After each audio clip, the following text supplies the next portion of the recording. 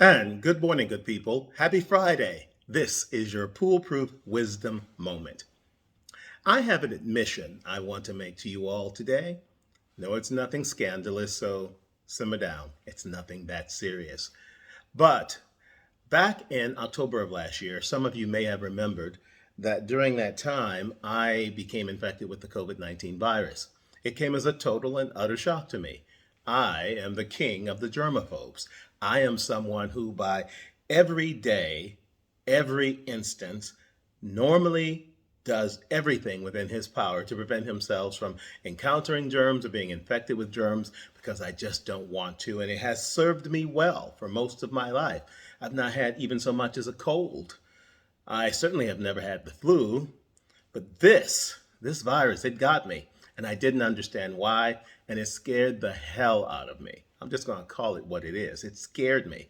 It took me 3 weeks to recover.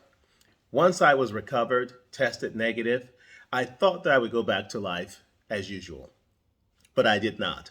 My fear of catching the virus again, because despite being vaccinated and now boosted, you can still get it. And though it's said to be mild, everybody is different. And all I have is memories of what I went through when I was ill. And I did not want to go through that again.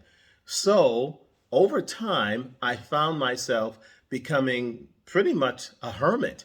Aside from going to the supermarket and possibly going downstairs to pick up my mail, I'm working from home mostly, simply because that's what's necessary right now. I did not go out. I would not go out.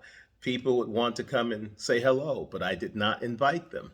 I did everything I could to avoid being in contact with other people. I wore 2 masks. I wore gloves, face shield. I covered up my head even. I didn't want something to possibly penetrate one of the pores in my scalp when I went to the supermarket. I was obsessed, but I wasn't necessarily fixating on it because I've always been a little bit OCD when it comes to these things.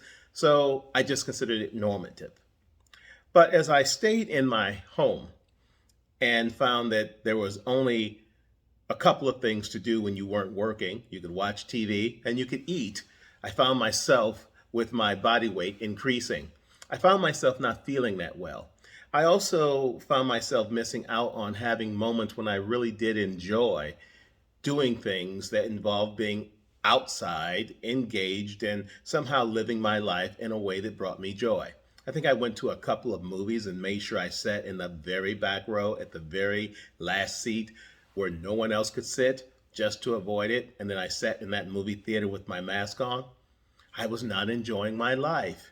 This bout of COVID had gotten me to a point where I just became fixated on doing everything I could to prevent myself from getting it again.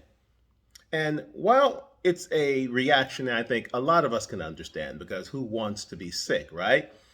It also became something that was creating for me a circumstance where I was not living my best life. I'm not the most social person to begin with. I have very limited needs when it comes to interaction. But what I need, I need. And I'd stopped giving myself the opportunity to get it.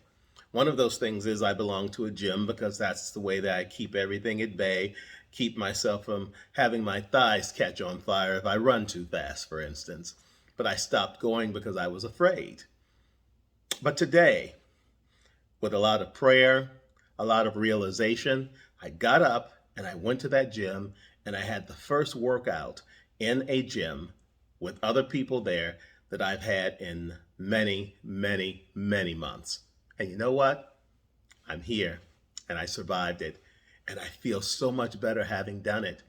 Which got me thinking about this message today that I wanted to share with you. If you are the person who is afraid of what your life is going to become, to the extent that you stop living that life to protect yourself from something you think may be inevitable, guess what? You're only doing yourself harm. Think about the time lost not enjoying yourself. Think about all of the opportunities you may have had the chance to take advantage of that you didn't. Think about simply being outside among others and living and being aware of the fact that you're alive. I had to do that. I even yesterday took a walk around the block, which is something I hadn't done in many months as well. But I had to accept that I was hiding in my home in plain sight of no one but myself, and I wasn't looking at me. I was looking at the television, I was looking at my phone, I was listening to something, I was working. I wasn't taking care of myself, and I didn't confront myself by looking myself directly in the face, in the mirror, and saying, Charles Poole, what is your problem, man? This is not living, this is pure existence. And in that existence, you are finding absolutely no joy. Life without the opportunity for joy is a waste of time. I think we all have got to revisit what we think about living.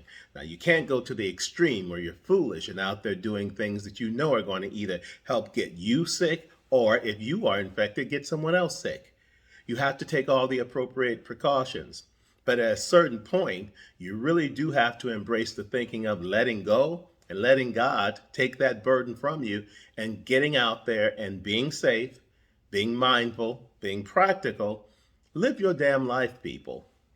Don't let anything stand in the way of you doing so that you find yourself like I was, hiding in plain sight in my apartment, surrounded by my belongings, but with nothing else to look forward to day after day except the occasional trip to the supermarket, maybe going to the movie, if that was something I could make myself do, or just a quick dip down to the mailbox to pick up your mail. Because the only person who's missing out is you. And no virus should have that amount of power that you stop living your life. And that's not what anyone who is asking us to be safe and practical and careful expects of us. We are supposed to live our lives, but we have to do it under the recognition that this world is different than the one we're used to. And because it's different, we have to adapt. We must be different. That means, as scared as I was, as scared as I am still of being sick, of getting that virus, again, I have got to live. I am no longer going to hide in plain sight. I am no longer going to become a hermit who's stuck here in this place. And the only best friends that I can relate to are the ones who are on television. Instead, I'm getting up, I'm going out, I'm taking the steps I need to be safe, and I encourage you to do the same. But don't let being safe stand in the way of you making the most of the life you have. Because one day, you'll look back over the time that you've spent on this earth, and you will regret the time you wasted not doing that. You have the chance, you have the choice, make the most of it. And that is your PooleProof wisdom moment for this Friday as we head into the weekend. And guess what? I'm taking my butt to the gym on Saturday. You have a great weekend, you have a great day, and never lose sight of the value and the joy that living your life can bring, no matter what. Have a great weekend. And you can find my podcast on podcast platforms everywhere. That's PooleProof Wisdom. And of course, I still pitch for my book because I love it. It's my favorite of the 3-book series. I am my own cause. The third act, surviving and thriving. And that's what I'm going to do this weekend and beyond. Have a great one, people.